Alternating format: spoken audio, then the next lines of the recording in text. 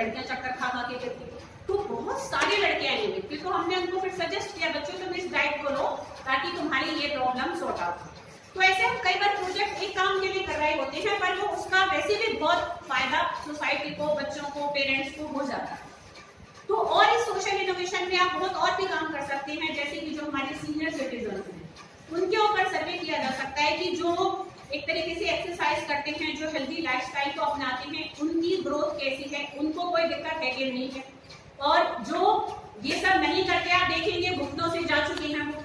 आपने खुद अपने आसपास देखा होगा, अपने पेरेंट्स को देखा होगा। मेरे खुद जो अपने ससुर जी और जो मेरे पापा, वो दोनों ही बहुत हेल्दी लाइफस्टाइल अडॉप्ट करते हैं। दोनों पापा को तो शायद ना लोग बहुत काफी लोग जानते भी होंगे, तो पापा तो 4-5 घंटे उनका यही पक्का कि वो योगा करते ही करते।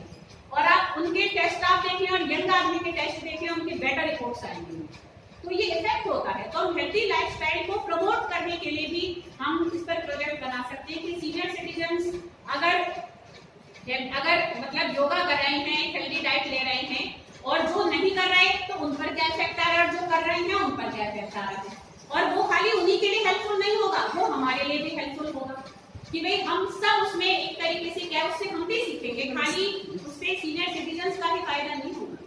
इसमें हम सोशल इनोवेशन में हम ग्रीन फेस्टिवल्स पर भी काम कर सकते हैं। देखिए अब फेस्टिवल चल रहा है, कल आपने देखा होगा रावण दहन हुआ। अब मानेंगे नहीं, मुझे इतना दुख होता है कि इतना जगह जगह हुआ। पहले तो पलवल में एक ही जगह रावण दहन होता था, अब गोड्डा में अलग, यहाँ अलग, वहाँ अलग, घर में और लोग अपने अपने रावण बना के फूक रहे थे। मतलब क्यों हम एक तरीके से मुझे समझ नहीं आता, फेस्टिवल का रियल जो एसेंस होता है वो कभी भी नेचर की कॉस्ट पे तो हो ही नहीं सकता।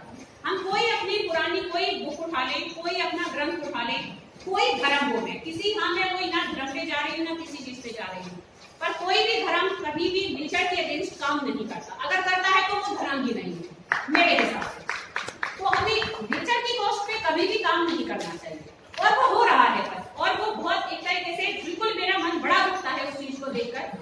और आगे देखिए जब गणेश विसर्जन होता है तो इतनी मूर्तियां, इतना पानी में हमारा पोल्यूशन होता है। तो ऐसे भी किया जा सकता है कि जैसे पंच धातु से गणेश जी की मूर्ति बने, उनको धोकर रख लिया जाए घर में और अगली बार फिर से इस्तेमाल कर लिया जाए, इसमें क्या गलत है।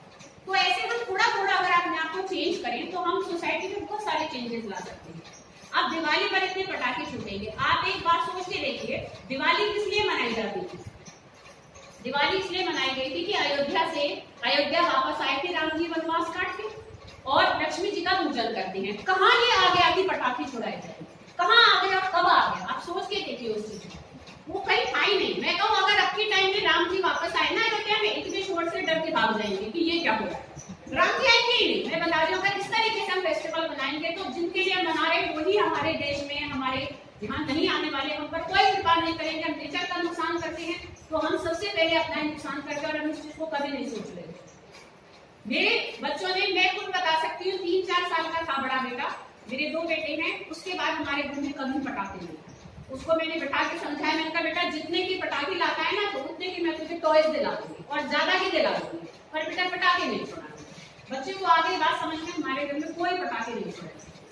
तो शुरुआत हमें अपने घर से ही करनी होती है, हमें इसमें कभी कोई बाहर जाने की जरूरत नहीं है। तो ग्रीनिंग ऑफ फेस्टिवल्स पर भी हम प्रोजेक्ट बना सकते हैं। आप ऐसे कंपेयर करके बच्चे को कन्विंस करा जा सकता है कि देखिए एयर में जो पोल्यूशन लेवल था बिफोर द फेस्टिवल्स कितना था, आप डेटा गूगल से भी कलेक्ट कर सकते हैं, और नहीं तो छोटे छोटे जैसे लैब्स होती हैं तो वहां से भी हम रिसेंट एक तरीके से फ्रेश डेटा भी कलेक्ट कर सकते हैं। तो थोड़ा सा देखो काम करना होगा इसमें। तो जब हम वो डेटा कलेक्ट करेंगे, एक तो बिफोर फेस्टिवल्स करें और एक आफ्टर फेस्टिवल्स करें, तो उस पर भी सर्वे करके प्रोजेक्ट बड़ा अच्छा डेटा लिस्ट तैयार हो सकता है। फिर उसमें आप ये भी डाल सकते हैं कि जो अस्थमैटिक पेशेंट्स होते हैं उनको क्या दिक्कतें आई थी बिफोर फेस्टिवल्स, उनकी कैसी एक तरीके से हेल्थ के स्टैटिस्टिक्स थी, और आफ्टर फेस्टिवल उनको कितनी परेशानियां, मानेंगे नहीं दिवाली के बाद कितने अस्थमैटिक पेशेंट्स की डेथ हो जाती है। तो हम उस डेथ के लिए रिस्पॉन्सिबल होते हैं। हम कहीं अननोइंगली हम किसी की हत्या कर रहे होते हैं जब हम ये पटाखे छुड़ाते हैं। तो हमें सोचना चाहिए जब हम पोल्यूशन करते हैं तो हम किसी की हेल्थ को, किसी की रात वो कैसी बीती, क्योंकि मैं खुद अस्थमैटिक हूँ तो इसलिए मुझे पता है कि क्या बीतती है वो रात जब इन्हेलर हमारे पास ना हो और हमें अगर सांस हमारा फूल जाए। तो इसलिए प्लीज मैं कहती हूँ कि हम ये सब मिलकर अगर चाहे छोटा संकल्प करें, बड़ा करें, पर कुछ ऐसा हम जरूर करें कि नेचर का लॉस करके हम ना कोई एंजॉयमेंट करें, ना हम कोई रिसर्च करें, कोई काम नेचर के कॉस्ट पे तो कभी भी नहीं होना चाहिए, पर होता है।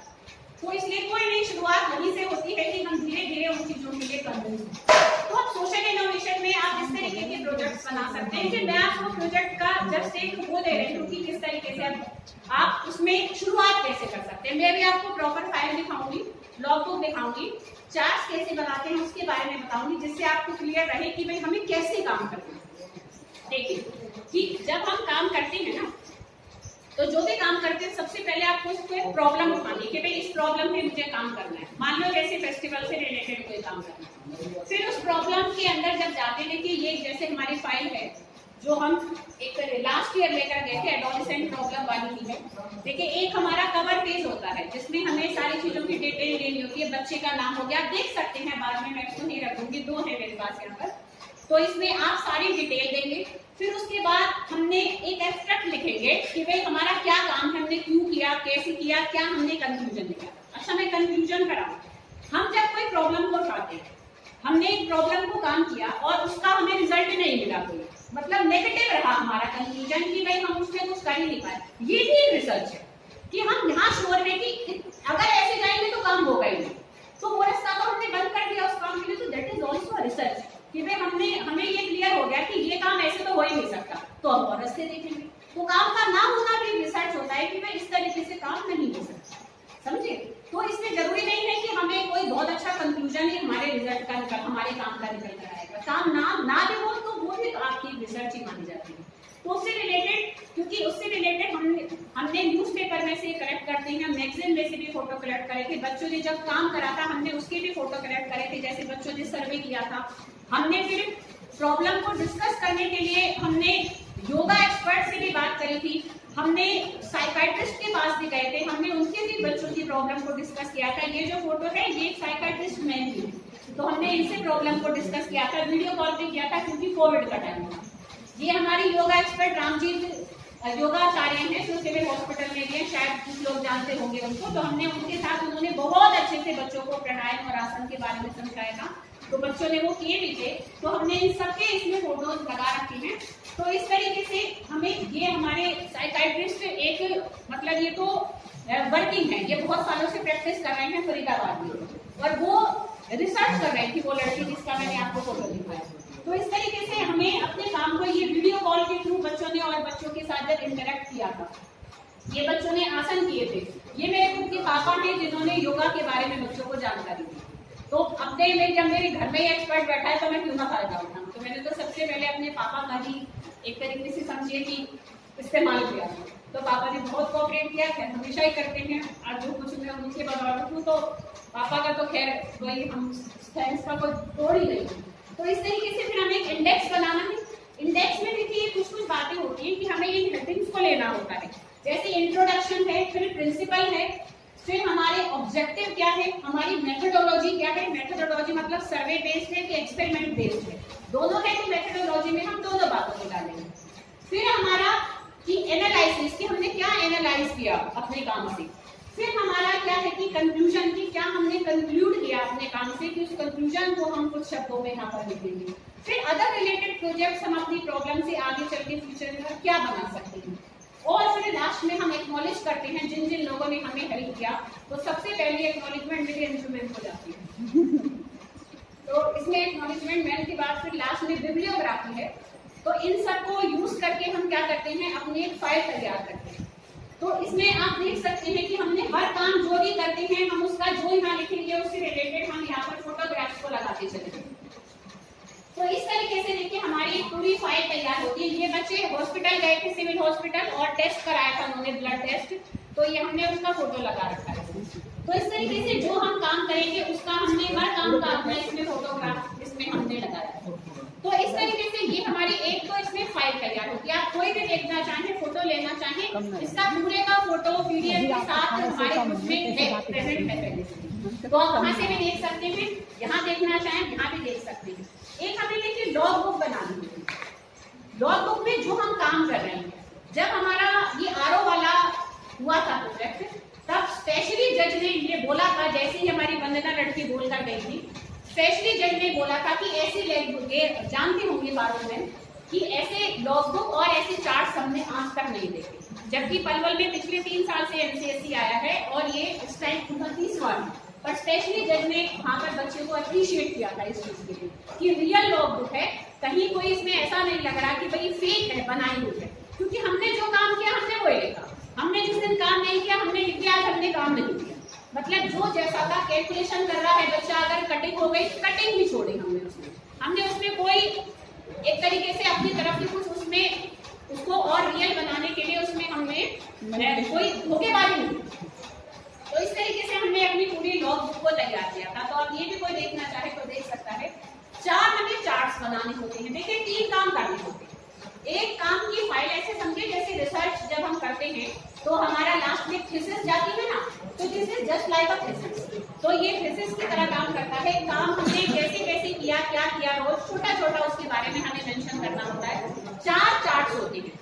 एक चार्ट में तो डिटेल की जाती है बच्चे की और क्या प्रोजेक्ट का नाम, उसमें हम चाहें तो कुछ थोड़े बहुत फोटोग्राफ लगा सकते हैं। एक चार्ट का प्लीज आप सब ध्यान रखिएगा, एक चार्ट ऐसा सब जरूर बनाएं जो कि स्टैटिस्टिक्स पर बेस्ड होगा। मतलब जो भी हमारा डेटा है, जो भी हमने काम किया, उसका जो डेटा होता है ना, या तो पाई डायग्राम के थ्रू हम बनाएं या बार डायग्राम के थ्रू बनाएं। आप में से कई मैथ्स के होंगे, फिजिक्स के होंगे, तो आप सब जानते होंगे कि पाई चार्ट कैसे बनता है और बार डायग्राम कैसे बनता है। तो बार डायग्राम और पाई चार्ट की हेल्प से हम स्टैटिस्टिक्स बेस्ड एक आपका जो चार्ट होगा उसके सबसे ज्यादा मार्क्स होंगे। तो आपको एक चार्ट वैसा जरूर बनाना। एक आप बाकी दोनों चार्ट के लिए आप फ्री हैं, आप उसमें कुछ भी कर सकते हैं, बट 4 चार्ट जरूर होने चाहिए। एक में जैसे मान लो कोई प्रश्नावली बेस्ड है हमारा, जैसे जब हमने सर्वे किया था तो हमने ऐसे ही क्वेश्चंस पूछे थे बच्चों से, एडल्ट्रेशन में दुकान वालों से भी पूछे थे। तो उन क्वेश्चंस की प्रश्नावली को भी आप एक चार्ट में डाल सकते हैं। एक चार्ट में आप अपने काम की फोटोज जो आप फाइल में लगा रहे हैं, तो उनमें से कुछ छोटे छोटे फोटो आप एक चार्ट पर लगा रहे हैं। तो इस तरीके से आपको 4 चार्ट बनाने हैं, एक लॉगबुक बनानी है और एक फाइल बनानी है। कोई अगर आप छोटा मोटा, अगर आपके पास से मान लो कोई मॉडल या कुछ, इसमें कोई नेसेसरी नहीं है, नॉट मैंडेटरी, ना लेके जाए तो बेटर रहता है। पर अगर कोई छोटी मोटी चीजें और आपकी काम को और एक तरीके से अच्छे से एक्सप्रेस करने में हेल्प कर रही है तो आप ले भी जा सकती हैं। जैसे हमारा जब आरओ वाला हमने काम किया था तो हम टीडीएस मीटर ले गए थे, क्योंकि हमने हर आरओ के पानी का टीडीएस नापा था कि 2100 पीपीएम से कम है तो उसी पर ही हम काम करेंगे। तो टीडीएस मीटर को आप लेके जा सकते हैं। तो हम लेकर गए थे और बच्चे ने टेस्ट करके दिखाया था, तो उससे वो जजेस काफी इम्प्रेस भी हुए थे कि वे उनको, मतलब बेसिकली हमें यहाँ इम्प्रेस वर्ड भी ठीक नहीं है, हमें बेसिकली अपने काम को अच्छे से वहाँ प्रेजेंट करना है और आगे चलकर एक भलाई हो जाए सोसाइटी की, मेन सेम को हमें ध्यान में रखकर काम को करना। तो ऐसे अगर छोटी मोटी चीज आपके ले जाने से अगर आपका और ऑथेंटिक बनता है प्रोजेक्ट और अच्छा बनता है तो आप ले भी जा सकते हैं, पर नहीं भी ले जाएंगे तो भी होगा। तो ये मैंने आपको काम का पैटर्न समझाया। अब मैं आपको बिल्कुल एक सिंपल लैंग्वेज में बात कहना चाहूंगी कि देखिए इसमें काम तो है, ये ऐसा नहीं है साइंस एग्जीबिशन की तरह A to Z गए और वहां से मॉडल खरीद लाए और दिखा दिया। ऐसे तो यहाँ नहीं चलेगा, क्योंकि ऐसे आप कर ही नहीं, ऐसे करोगे तो आप पार्टिसिपेट भी नहीं कर पाओगे। तो आप इसमें जब काम करेंगे ना, इसमें जब एंटर करेंगे तो उसमें देखो एक बार मेहनत तो होती है, पर आप मानेंगे नहीं जब बच्चा आंखों में चमक डालकर ऐसे पूछता है ना हमसे कि मैम ये हो गया, आगे बताइए क्या करें, या हम इसको ऐसे नहीं तो ऐसे कर लें। बच्चे बड़े आइडियाज देते हैं, मैंने खुद 3-4 सालों से एक्सपीरियंस किया है। और वो जो चमक जब बच्चों की आंखों में दिखती है ना, बच्चों अपनी आंखों से ही ऐसे समझो धन्यवाद करता है। मैं बता रही हूँ उसका कोई तोड़ नहीं है, सारी थकान नहीं खत्म हो जाती है। जो हमने पेन किया होता है सब वहाँ प्राइसलेस होती है, वो जो अचीवमेंट हमें मिलती है। मतलब सच में एक असीम संतुष्टि मिलती है बच्चों के खिले खिले चेहरे देखकर, जो कि बुझ चुके होते हैं इतने सारे प्रेशर में, बस वो रट कर और नॉर्मल पढ़ाई करते हैं। और जो बच्चा नेशनल होकर आ जाता है ना, बस उसकी पर्सनैलिटी जो चेंज होती है ना, आप मानेंगे नहीं, 3-4 बच्चे की बॉडी लैंग्वेज चेंज हो जाती है जो नेशनल को अटेंड करके आ जाता है। उसकी सारी चीजों में इतना बदलाव आप देखते हो, वो अलग बात है 3-4 महीने बाद वो वैसे हो जाता है। पर उसका कॉन्फिडेंस लेवल जो आप एक बार लाइफ में बढ़ा देते हो ना, उसको लाइफ की आप बेस्ट मेमोरीज देते हो, वो कोई और नहीं कर सकता, वो हम ही कर सकते हैं यहाँ बैठकर। तो वो जो बेस्ट मेमोरीज देने वाले जब हम बनते हैं ना, आप मानेंगे नहीं कि वो एक इतनी बड़ी अचीवमेंट होती है, कोई चीज उसकी बराबरी नहीं कर सकती। जो भूमिका लड़की हमारी सबसे पहले गई थी फूड एडल्ट्रेशन में, आप मानेंगे नहीं, उसका फोन आगे रहते हैं कि लास्ट उसका फोन आया, उसने मुझसे 1-2 बातें बहुत टचिंग करी। उसने ऐसे कोई दिन गया है, जब से हम आप और मैं अलग हुए हैं, कि कोई दिन गया है कि आपकी हमें कोई सीख याद ना आती, और उसने एक बहुत बड़ी बात बोल दी थी, जो शायद ऐसा टीचर मेरे लिए इससे बड़ी बात किसी ने ना बोली हो। उसने ऐसे कहा कि मैं भगवान से ये प्रे करती हूँ कि अगले जन्म में ना मैं आपके घर में आपकी बेटी बन के रहूं।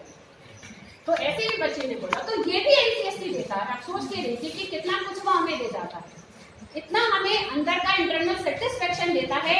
मैं बताऊं, हजारों सैलरीज भी उसका कोई बराबरी नहीं कर सकती। हम किसी की प्रेयर्स में शामिल हो जाते हैं, वो भगवान से प्रे करने में हमारे लिए बच्चे प्रे करते हैं। ये शायद हजारों लाखों सैलरीज भी हमें वो चीज नहीं दे सकती जो हम NCST में जब काम करते हैं बच्चे के साथ मिलकर, तो वो चीज हमें मिलती है।